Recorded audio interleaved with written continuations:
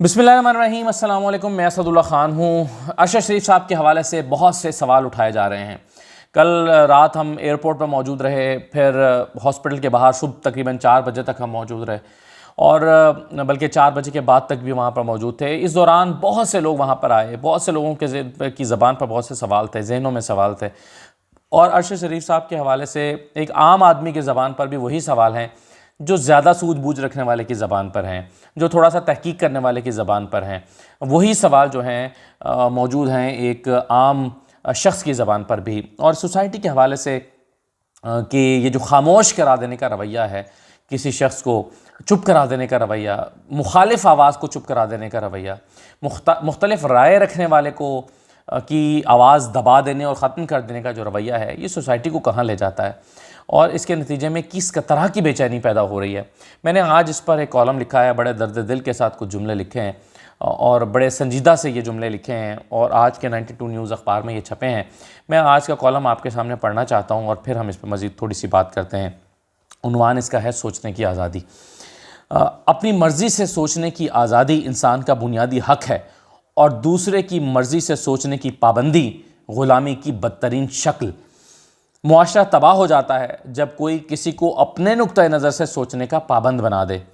हम ऐसे ही परवान चढ़े हैं कि दूसरे को महज इसलिए गलत करार देते हैं कि उसकी राय हमारी राय से मुख्तलिफ होती है। अजीब बात है, मुख्तलिफ को मुख्तलिफ नहीं कहते, गलत कहते हैं। ये हमारा एक उमूमी रवैया है। जो मुख्तलिफ सोचता है हम उसको कहते हैं गलत है, ये नहीं कहते कि वो मुख्तलिफ सोचता है। आप देखें ना अपने मुखालिफ को हम अक्सर क्या कहते हैं, हम कहते हैं कि ये गलत सोच रहा है। हम ये नहीं कहते कि नहीं वो मुझसे मुख्तलिफ सोच रहा है, हो सकता है उसकी राय सही हो सकता है मेरी राय सही हो। तो दूसरे की राय रखने वाले को हम कहते हैं गलत है, यानी मुख्तलिफ को मुख्तलिफ नहीं कहते, गलत कहते हैं।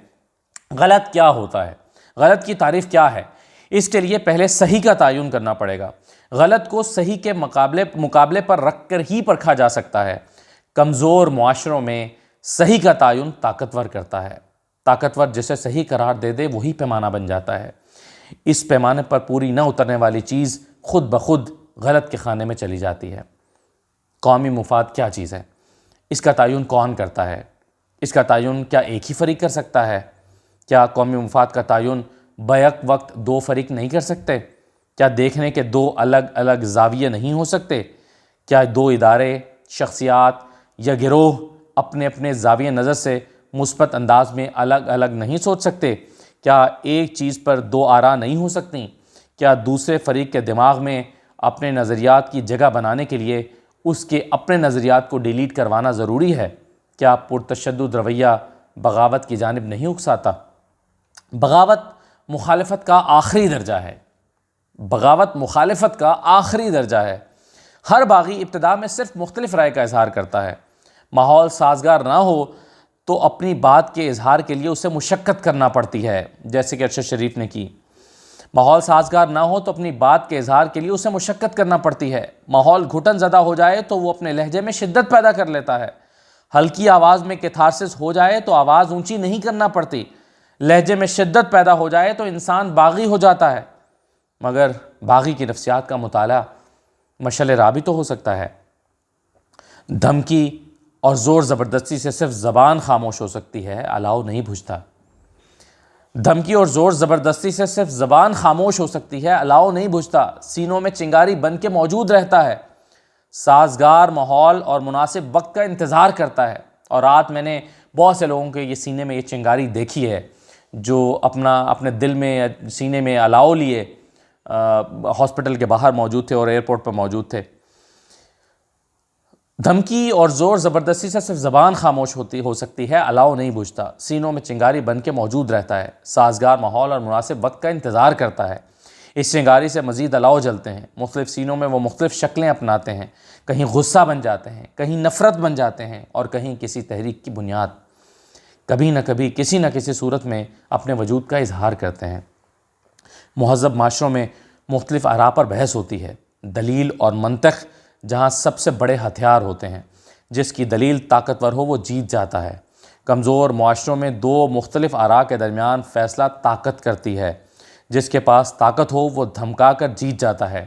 कमज़ोर जान बचाने के लिए खामोश हो जाता है। खामोश ना हो तो खामोश कर दिया जाता है।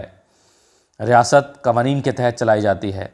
ریاست قانون کی کتاب اٹھا کر سائٹ پر رکھ دے اور چہرے پر ماسک چڑھا لے تو معاشرہ لاقانونیت کی راہ پر چل نکلے گا۔ قوانین ریاست کی حفاظت کے لیے کافی ہوتے ہیں۔ طاقت قانون کے پاس ہونی چاہیے۔ قانون کو ہر طرح کی بغاوت کچلنے کا مکمل اختیار ہونا چاہیے اور اسے بلا جھجک اپنا اختیار استعمال کرنا چاہیے۔ قانون کی عملداری میں ہچکچاہٹ اور متبادل راستے کا چناؤ ایک طرف عدالتی نظام پر عدم اعتماد کا اظہار ہے تو دوسری طرف قانون کا مذاق اڑانے کے مترادف۔ قانون ہی لونڈی بنا لیا جائے تو کیا کیجیے؟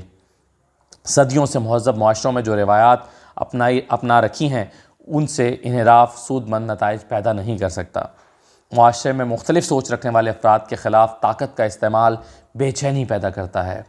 ایک آدھ باغی کو نشانہ بنانے سے باقی لوگ وقتی طور پر محتاط تو ہو جاتے ہیں لیکن بات دل میں رہ جاتی ہے۔ صبر کا پیمانہ قطرہ قطرہ بھرنے لگتا ہے، کون جانے یہ کب چھلکے، مگر جب چھلکے گا تو سیلاب کی صورت، ایسا سیلاب جو روکے نہ رکے۔ ریاست اس کے اداروں اور اس کے قوانین کی تعظیم لازم ہے۔ تعظیم کی تعریف قانون کرتا ہے، لہٰذا تعظیم کی خلاف ورزی قانون کی خلاف ورزی تصور ہونی چاہیے، جس پر قانون کے مطابق سزا بھی ہونی چاہیے۔ سزا اگر قانون کے دائرے میں نہ لائی جائے تو بے چینی جنم لے گی، سوال اٹھیں گے اور نتائج ہرگز مثبت نہیں ہوں گے۔ سب کچھ اچانک نہیں ہوا ہے۔ پہلے مذہبی اور مسلکی بنیادوں پر سوال اٹھانے پر پابندی لگی، سوال کرنے اور مختلف نقطہ نظر دینے والے کی آزادی چھینی گئی، اسے کافر کہہ کر واجب القتل قرار دیا گیا۔ دوسرے فریق نے بھی یہی کیا، بحث کی گنجائش نہ رہی، دلیل اور منطق عنقا ہو گئیں۔ اس سب کی جگہ جذباتیت اور ہٹ دھڑمی نے لے لی۔ دوسرے کے نقطہ نظر پر غور و فکر کی گنجائش باقی نہ رہی تو پرتشدد رویوں نے جنم لیا۔ فریق مخالف کا وجود نفرت کی علامت بنا دیا گیا۔ اس پر کبھی غور نہ کیا گیا کہ دوسرے کے نقطہ نظر سے اختلاف ہونا ایک بات ہے مگر دوسرے پر اپنا نقطہ نظر جبراً مسلط کرنا دوسری بات۔ معاشرے یوں ہی تباہ ہوتے ہیں۔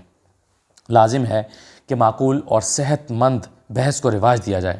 بحث میں حصہ لینے والے عناصر مخالفت کی اس حد تک نہ جائیں کہ دلیل اور منطق کا ساٹھ چھوٹ جائے، جبکہ تنقید کا نشانہ بننے والے منطقی دلائل سے مقدمہ جیت سکتے ہیں۔ شوہر بیوی پہ ہاتھ تب اٹھاتا ہے جب بیوی کا سوال سخت ہو مگر شوہر کے پاس جواب نہ ہو۔ مؤثر جواب رکھنے والا شوہر کبھی تھپڑ سے جواب نہیں دے گا۔ پچھلے 40 سال سے مخالف نظریات رکھنے والے لوگوں پر حملے ہو رہے ہیں، کبھی مذہب کے نام پر، کبھی مسلک کے نام پر، کبھی وطنیت کے نام پر اور کبھی قومی مفاد کے نام پر۔ ہم دلیل سے قائل کیوں نہیں ہو سکتے؟ ہم منطق سے مقدمہ کیوں نہیں جیت سکتے؟ تو یہ چند سوال میں نے اٹھانے کی کوشش کی ہے۔ مخالف آوازوں کو جب آپ خاموش کرتے ہیں تو بغاوت جنم لیتی ہے اور بہت سے سینوں میں ایک الاؤ جلتا ہے، بہت سے سینوں میں ایک چنگاری جنم لیتی ہے۔ وہ چنگاری بعد میں الاؤ بن جاتا ہے، وہ شعلہ بن سکتا ہے، وہ سوسائٹی کو تباہ کر سکتا ہے، وہ خود عدالت بن سکتا ہے، وہ خود قانون بن سکتا ہے، وہ اپنے فیصلے خود کرنے کی ٹھان سکتا ہے۔ آپ ایک شخص کی آواز کو خاموش کرا کے کتنی آوازوں کو جنم دیتے ہیں۔ وہ آوازیں بے ہنگم ہو سکتی ہیں، وہ آوازیں افراتفری کا باعث بن سکتی ہیں، وہ آوازیں لاقانونیت کی طرف جا سکتی ہیں۔ خدا معاشرے کو کس طرف دھکیل رہے ہیں؟ کچھ خدا کا خوف کریں، معاشرے کو اس نہج پر نہ لے جائیں اور اس کے یہ طرح طرح کی دلیلیں نہ گھڑیں کہ جو بعد میں سنبھالی نہ جا سکیں۔ اجازت دیجیے، اللہ حافظ۔